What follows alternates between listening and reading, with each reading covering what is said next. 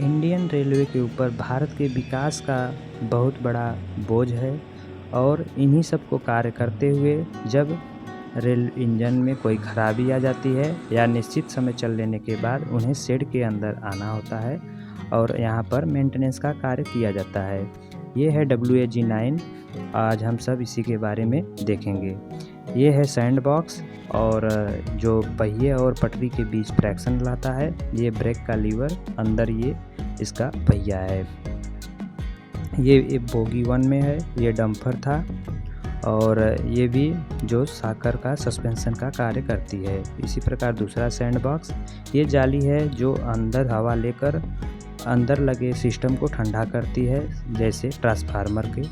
और ये है बैटरी बॉक्स, इसके आगे ट्रांसफार्मर टैंक आयल है और यहाँ पर प्रेशर पाइप होते हुए कंप्रेसर के पास आया है। इसी प्रकार दूसरी बोगी में भी सब सिस्टम लगे हुए हैं और ये WAG9 माल ढुलाई के लिए प्रयोग किया जाता है। और इसके अंदर अब हम सब चलकर देखेंगे कि अंदर को ऐसा दिखता है। अंदर देखिए कुछ इस तरीके से है। लोको पायलट यहीं से बैठकर ट्रेन को ऑपरेट करने का कार्य करते हैं और यहाँ पर ये पूरा फंक्शन की मॉनिटर लगा हुआ है जिसमें ट्रेन की संचालन की गतिविधि को देखा जाता है। यह ट्रेन कंप्यूटराइज है और ये जो हाथ में दिख रहा है ये टॉर्टल है, इसी से ट्रेन की स्पीड को बढ़ाया घटाया जाता है। और ये आपका फ्लैशर यूनिट है। आगे विजिलेंस डिवाइस लगा हुआ है।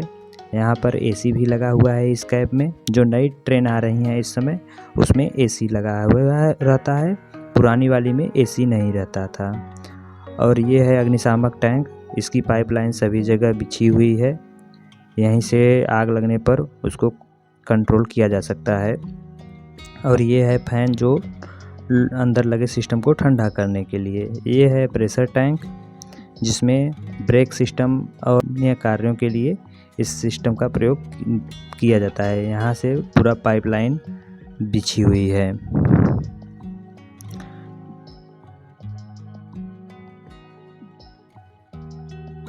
इलेक्ट्रिकल वाला पार्ट जिसमें स्विच वगैरह लगे हुए हैं जिससे इलेक्ट्रिकल इंस्ट्रूमेंट को कंट्रोल किया जाता है।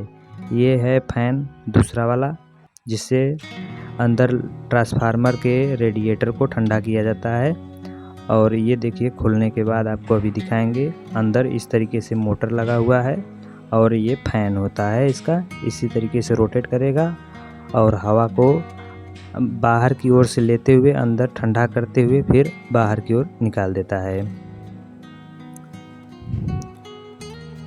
ये इसमें रेडिएटर जालीनुमा है जिसके अंदर से हवा जाती है, ये एल्युमिनियम का बना हुआ है और ठंडा कर देता है। ये कूलेंट है भरा हुआ,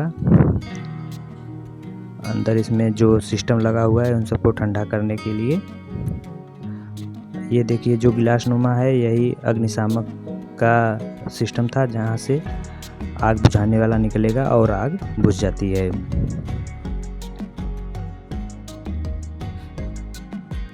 इसमें दोस्तों सब चीज़ डबल है। देखिए यहाँ पर भी ट्रांसफार्मर गेज के पास में सिलिका का लगा है जो मॉइस्चर को सोखने का कार्य करता है।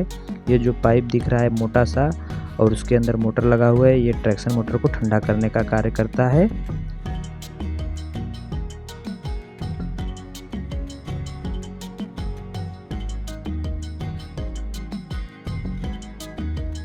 ये अर्थिंग स्विच है जिसे अर्थ करके मेंटेनेंस का कार्य किया जाता है।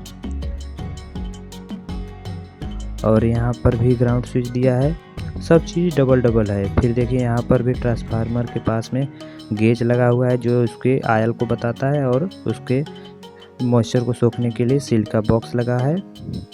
और आगे चलने पर देखिए ये छोटा बेबी कंप्रेसर है। ये विजिलेंस डिवाइस है जो अलर्ट करता है, निश्चित समय के बाद ड्राइवर को संकेत करता है ताकि ड्राइवर सो न सके। और साथ में अगर वो प्रतिक्रिया नहीं करता है तो ट्रेन कुछ समय बाद बंद हो जाती है। इसके साथ यहाँ पर न्यूमेटिक पैनल है। ये बेबी कंप्रेसर का एक अपना टैंक होता है जो पेंटो के लिए प्रेशर बनाता है और उसी से पेंटोग्राफ उठाता है जिससे करंट अंदर लेता है। और ये भी फैन लगा हुआ है, सहायक फैन है। और यहाँ पर भी दूसरा फैन था। ये इलेक्ट्रिकल पूरा सर्किट है जिसके अंदर स्विच लगा हुआ है सब इलेक्ट्रिकल पार्ट को कंट्रोल करने के लिए। यहाँ पर भी इलेक्ट्रिकल पैनल बना हुआ है। दोस्तों यह ट्रेन कंप्यूटराइज होती है जिसकी वजह से इसमें ज़्यादा वजनीय पार्ट नहीं लगे होते हैं, जिसकी वजह से यह ट्रेन हल्की होती है। उस कमी को दूर करने के लिए इसमें कैब 1 और कैब 2 में दोनों तरफ 4 बेड दिए होते हैं जो लोहे का ढाल कर बनाया गया होता है। काफ़ी वजनी होता है। वज़न इसलिए रखा होता है कि जिससे पहिए के बीच में और पटरी के बीच में फ्रैक्शन ज़्यादा हो और वजनीय से वजनीय वेट लेकर चल सके।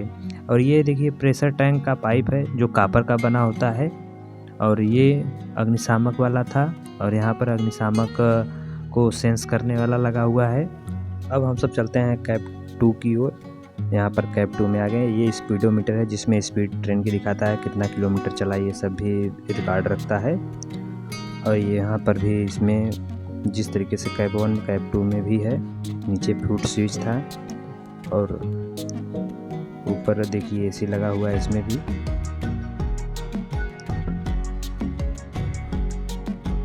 यहाँ असिस्टेंट लोको पायलट बैठता है। ये वाइपर का मशीन है जो प्रेशर से चलता है। इसमें इलेक्ट्रिकल वाइपर नहीं, प्रेशर से चलता है। ये ब्रेकिंग सिस्टम है, पार्किंग ब्रेक था। अब हम सब नीचे चलते हैं। देखिए ये ट्रांसफार्मर नीचे से इस समय इसका क्रैकिंग चेक किया जा रहा है, ट्रांसफार्मर का और टैंक का। साथ में ये सीपी है कंप्रेसर, इसका भी देखिए लाल लाल पेंट देखकर, एक मैग्नेटिक पेंट होता है उसको देकर इसका क्रैकिंग चेक किया जा रहा है कि कहीं से क्रैक तो नहीं है। इन सब के निरीक्षण के बाद ही ट्रेन को बाहर चलने के लिए निकाला जाता है। यही जाली है जहां से हवा को अंदर की ओर की सहायता से खींचकर मोटर को ठंडा करता है। ये जाली देखिए खुलने के बाद इस तरीके से होता है, इसकी इतनी चौड़ाई होती है। इसे पानी से धुलकर साफ़ सफाई करके ही इसको लगाया जाता है। इसमें कई लेयर के फिल्टर बने होते हैं जो डस्ट को रोके रखता है और फिर इसके बाद साफ़ करने के बाद सूख जाता है। इसके बाद जाली को उसके स्थान पर लगा दिया जाता है। जाली को इसी स्थान पर फिट किया जाता है। अंदर कुछ इस तरीके से दिखता है। अब चलते हैं हम सब नीचे की ओर। ये है कंप्रेसर और ये ट्रांसफार्मर ऑयल टैंक है। इसी के अंदर ट्रांसफार्मर ऑयल भरा होता है। और ये है बैटरी बॉक्स, इसके अंदर बैटरी होती है। उस कैब के लिए भी अलग बैटरी होती है। कई बैटरियों को जोड़कर 110 वोल्ट बनाया गया होता है। देखिए ब्रेक सिस्टम के लिए यहाँ पर है। और ये डंपर है जो ऊपर सस्पेंशन का कार्य करती है, बोगी को स्थिरता देने के लिए ताकि ज़्यादा मोशन न करे, जर्क को संभाले। और ये सैंड बॉक्स है जिससे देखिए पहिए और पटरी के बीच में बालू गिराकर फ्रैक्शन को बढ़ाता है। अब हम सब चलते हैं छत की ओर। ट्रेन पे के ऊपर देखते हैं कि कैसे उसमें काम किया जाता है। यहाँ पर 25 टन क्रेन की सहायता से ट्रेन की छत को भी खोला जाता है और उसमें लगे पार्ट को निकाल कर उसे रिपेयर करके फिर लगाने के लिए क्रेन की सहायता लिया जाता है। ये है ग्रेफाइट का बना हुआ जो इसी पर से 25 kV का जो वायर होता है इसी से अटैच होकर अंदर करंट देने का कार्य करता है। अब इस पाइप के ज़रिए होते हुए ये एल्युमिनियम का बना होता है जो करंट को फ्लो कराते हुए अंदर ले जाता है। जब ट्रेन चलती है तो इसमें पूरा पेंटो में करंट होता है। नीचे लगे जो लाल कलर के इंसुलेटर हैं इन पर डस्ट जम जाने पर इसे पानी से और कपड़े की सहायता से साफ़ कर दिया जाता है ताकि ये करंट नीचे न फ्लो करा दे, बॉडी न करा दें, अर्थ न हो जाए। ये इंसुलेटर कुछ इस तरीके से जुड़े होते हैं। देखिए कई इंसुलेटर साथ में हैं और इन्हीं रॉड की सहायता से अंदर करंट जाता है। उस पेंटो का भी और इस पेंटो का भी, दोनों का करंट एक जगह जाकर फिर यहाँ पर देखिए आया है और ये भी इंसुलेटर का कार्य करता है और इसी के ज़रिए अंदर करंट ट्रेन के अंदर जाती है। और यहाँ पर भी देखिए लगा हुआ है, ये उस तरफ से कैब 2 के ओर से आने वाली करंट के लिए बना हुआ है। इसके बाद ये जो वायर है यहाँ पर डीजल क्लोज कराने के लिए है। ये एल टाइप का डीजे है, डीजे सर्किट होता है। यहीं से ऑन ऑफ करने पर करंट अंदर फ्लो लेती है इसके नीचे लगे सिस्टम की सहायता से। ये है ग्राउंड को करने के लिए। ये देखिए दूसरा पेंटो इसमें खुला हुआ है, इसके अंदर कुछ इस तरीके से होता है। इस समय इसकी ग्रीसिंग की जा रही है ताकि ये अपना कार्य सही ढंग से कर सके। इसके इस सिरे से प्रेशर जाता है और पेंटो को उठाता है। जब पेंटो वापस हो तो अचानक गिरे ना, इसके लिए स्प्रिंग लगा होता है। ये है प्रेशर हाथ और यहाँ पर फ्लैशर हुड लगा हुआ है और उस तरीके से उसमें बत्ती लगी हुई है। ये वायर के साथ जब अटैच होता है तो ऊपर नीचे हो, इसके लिए यहाँ पर सस्पेंशन दिया गया है और ताकि वायर को ज़्यादा उठाए ना और उससे अटैच बनाए रखे। ये देखिए इसमें पेंटो को पूरा जब ओपन हो गया है तो इतना ऊंचाई तक उठ गया है। दोस्तों सब कार्य समाप्त कर लेने के बाद ट्रेन को बाहर की ओर सेट से निकाल दिया जाता है। दोस्तों वीडियो में आपको कुछ जानकारी मिली हो और वीडियो अच्छा लगा हो तो मेरे चैनल को सब्सक्राइब कीजिएगा और वीडियो देखने के लिए आपका बहुत बहुत धन्यवाद।